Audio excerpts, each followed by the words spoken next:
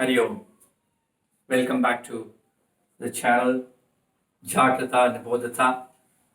Last time we talked about sadhana and the components of sadhana in a very brief way.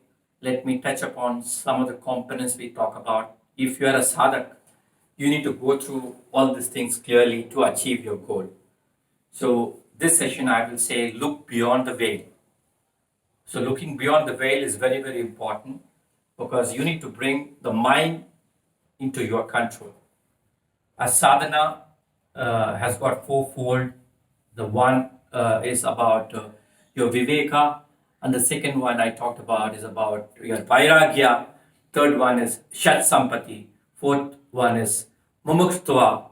And when the shraddha is there, then the samadhana comes automatically. Let's take one by one. Shama. Mind is always restless, anyone's mind, unless otherwise you take efforts to control that. As long as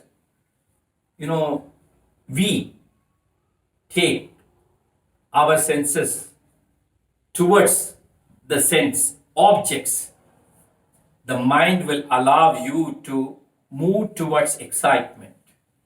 So how to reduce the excitement and how to move away from the sense objects. That is the trick of Shama. So once you do that, if you reduce the excitement level, then the mind calms down. So calming down the mind is a main thing or a component of Shama. Then the next component we talked about was Dhamma. Dhamma is nothing but controlling tumultuous activity, extremely uncontrollable activities happening in the mind, in our minds. I will give a small example.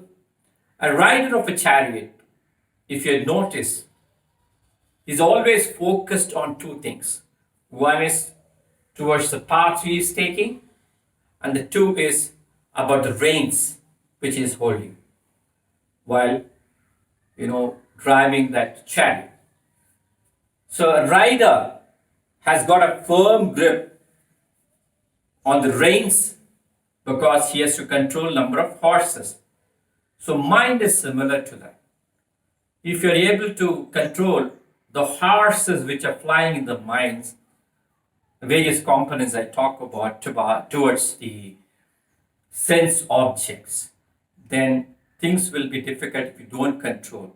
So Dhamma is an example, a rider of the chariot, how he controls and how he's got a firm grip on the reins while driving the chariot. The same example you must remember if you want to have Dhamma of controlling the mind. The next component I talked about is about Uparati. So Uparati has got a threefold discipline in my view. And if you focus on this threefold discipline, probably you will be able to transform yourself to the next level of the journey towards sadhana. I would like to give a couple of examples to explain Uparati.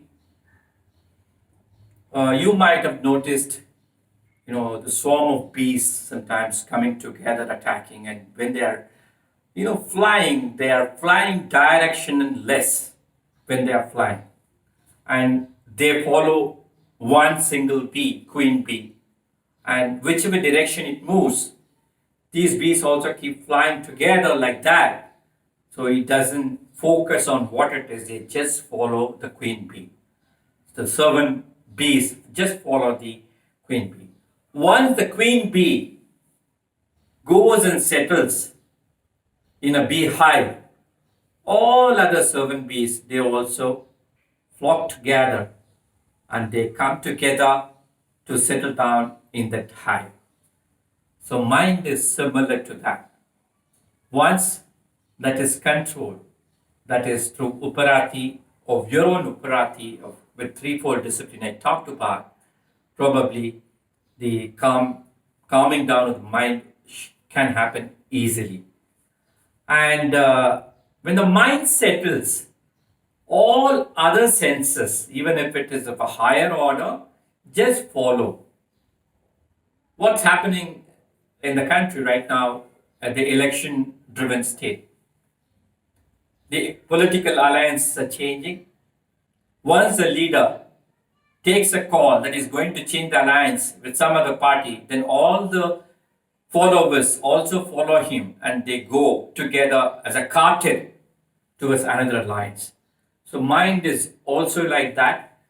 And you would have also noticed when one political party announces freebies in election, and you will find many other opposition parties also announce.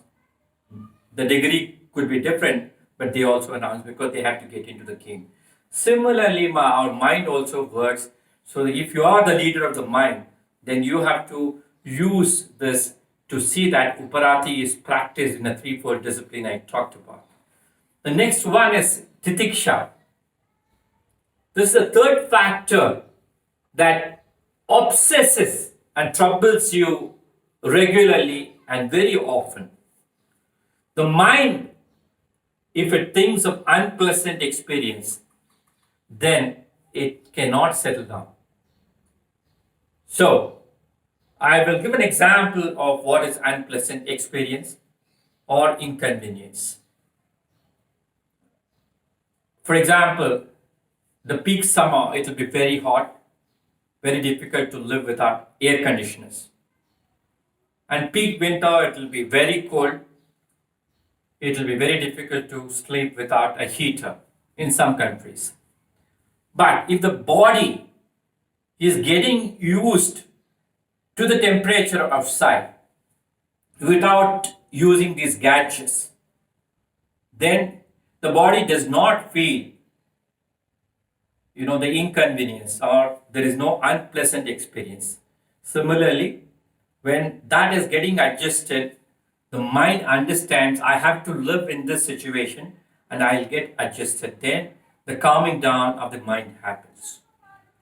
The next component is Shraddha.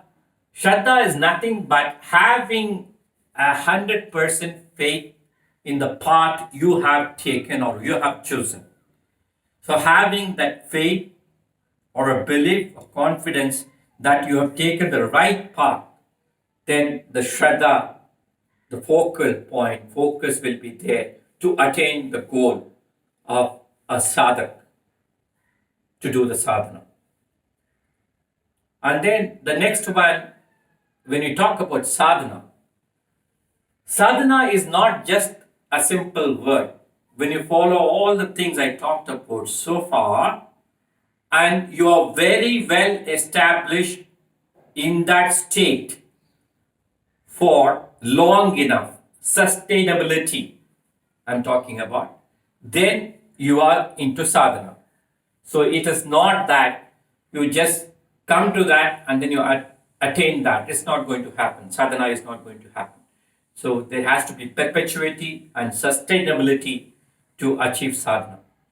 And mumukshtuva is all about a strong desire for that final emancipation towards sadhana. So these are the components I've explained, with examples. You should be able to remember this. And thank you so much for listening to me on this channel. I'll come back again with some more things on how to control mind and also how to control other things externally and many things internally from this channel. Thank you so much for listening.